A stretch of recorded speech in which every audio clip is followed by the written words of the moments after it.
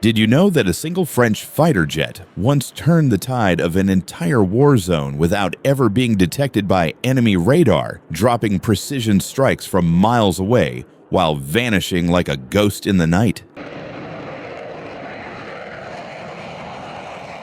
That's the Dassault Rafale, a machine so versatile it can switch from air dominance to ground pounding in the blink of an eye.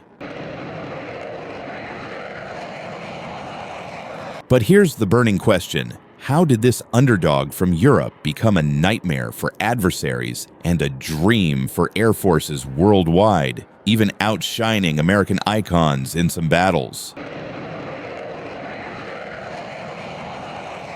Stick around, because in this video, we're diving deep into the Rafale's explosive history, its game-changing secrets, and why it's reshaping modern warfare. Answers that will blow your mind and keep you hooked till the end.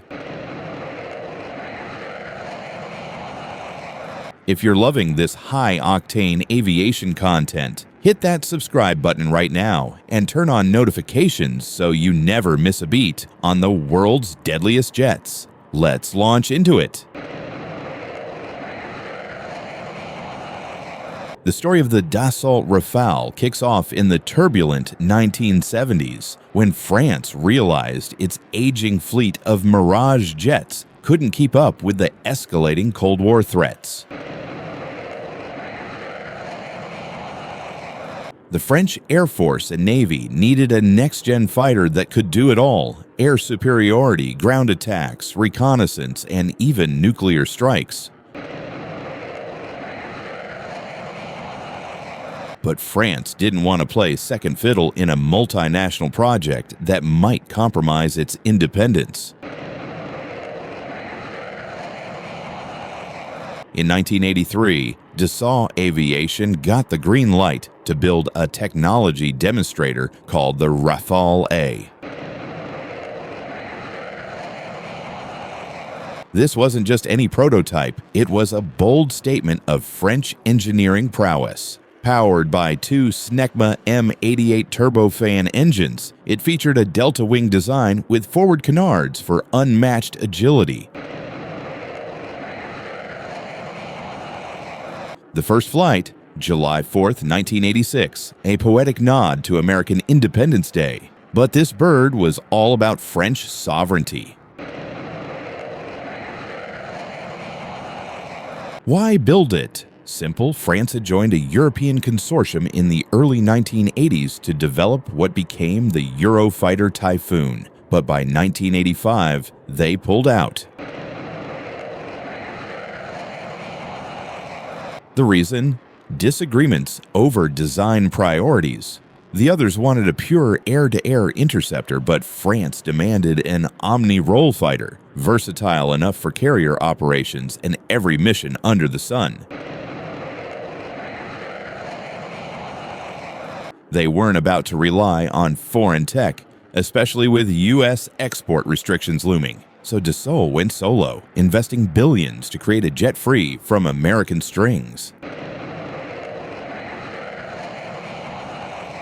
Fast forward to 1991. The production Rafale C takes its maiden flight, but development wasn't smooth. Budget overruns and technical hurdles delayed entry into service.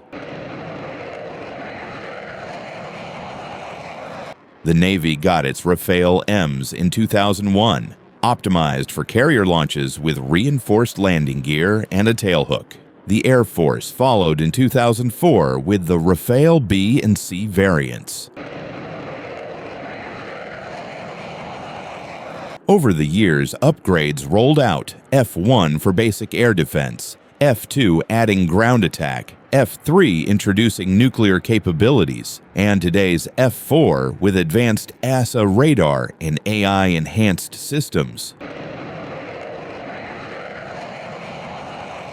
Looking ahead, the F5 standard by 2030 promises stealthier features, drone integration, and hypersonic weapons. That's evolution at Mach speed. The Rafale isn't just a showpiece, it's a battle-hardened warrior. Its combat debut came in 2007 over Afghanistan, where French Rafales flew from the carrier Charles de Gaulle, providing close air support to NATO troops and conducting reconnaissance missions. They logged thousands of hours, proving their endurance in harsh desert conditions. But the real fireworks started in 2011 during Operation Harmattan in Libya. As Gaddafi's forces crumbled under UN intervention, Rafales enforced no-fly zones, jammed enemy radars with their SPECTRA electronic warfare suite, and delivered laser-guided bombs with pinpoint accuracy. One Rafale even shot down a Libyan MiG-23 without firing a shot, using its advanced sensors to vector in allies. Talk about smart warfare. In 2013, Operation Serval in Mali saw Rafales decimating jihadist convoys in the Sahara, showcasing their ability to operate from austere bases. Then came the big leagues. From 2014 onward, in Operations Shamal against ISIS in Iraq and Syria, Rafales flew over 30,000 hours, dropping smart munitions like the AASM Hammer and Scalp cruise missiles. They've also patrolled NATO's eastern flanks, deterring Russian aggression over the Baltic and Black Seas. And let's not forget India's tense standoff with Pakistan in 2019. Indian Rafales were on high alert, their Mika missiles ready to dominate the skies. This jet has seen it all: deserts, mountains, oceans, and urban battlefields. No wonder it's earned the nickname Burst of Fire. The Rafale's superpower: true omnirole capability. Unlike specialized fighters, it seamlessly switches roles mid-mission. Its RBE2 AESA radar detects threats at 200+ kilometers, while SPECTRA, a self-protection system, jams, decoys, and evades missiles like a digital ninja. It hauls 9.5 tons of weapons on 14 hardpoints, including Meteor BVR missiles that outrange most competitors. Top speed, Mach 1.8, combat radius, over 1,000 nautical miles, and it's semi-stealthy, with a radar cross-section smaller than peers like the F-18.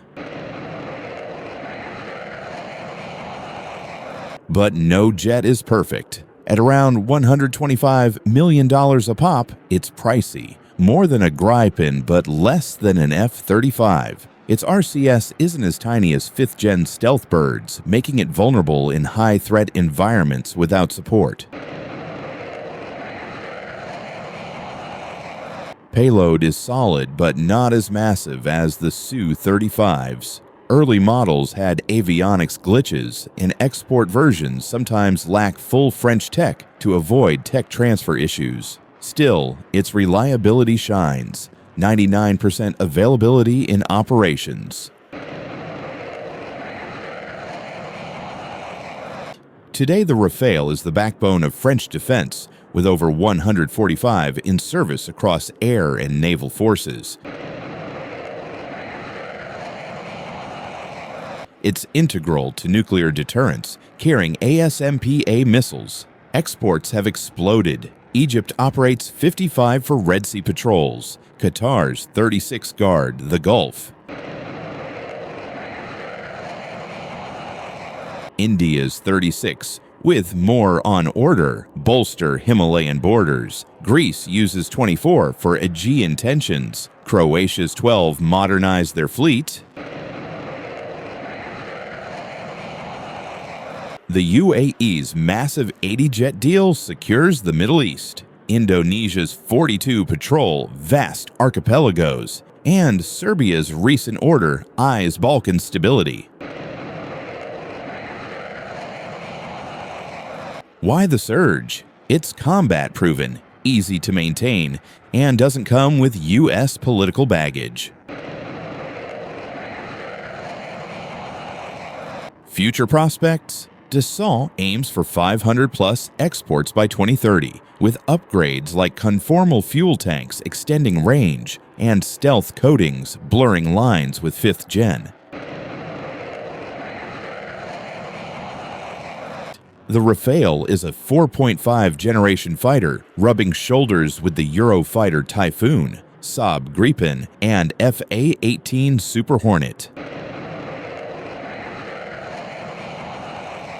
Against the Typhoon, Rafale edges in versatility and carrier ops, but Typhoon wins on raw speed, Mach 2+, and BVR edge versus Gripen. Rafale's twin engines offer more thrust and payload, though Gripen's cheaper and stealthier in some metrics. Compared to the F-18, Rafale's better in electronic warfare and fuel efficiency, but the Hornet's battle-tested in U.S. carrier fleets. What sets it apart? It's built almost entirely in France, unlike the multinational Typhoon or U.S.-dependent others. No reliance on American ITAR restrictions means easier exports. Its omnirole isn't marketing fluff. It integrates sensors in ways peers don't, like fusing radar, IRST, and data links for godlike situational awareness. In exercises, Rafales have killed F-22s in simulations. It's the rebel of the skies, independent, adaptable, and fiercely French. From a risky solo project to a global powerhouse, the Dassault Rafale proves that innovation trumps conformity. It's not just a jet, it's a symbol of strategic independence in an uncertain world. Whether dominating dogfights or striking terror from afar, this burst of fire is here to stay. If this deep dive fired you up, smash that like button, drop a comment on your favorite fighter jet, and subscribe for more epic aviation breakdowns. Turn on the bell. We've got stealth fighters and drone swarms coming next. Thanks for watching, aviation fans. Fly safe.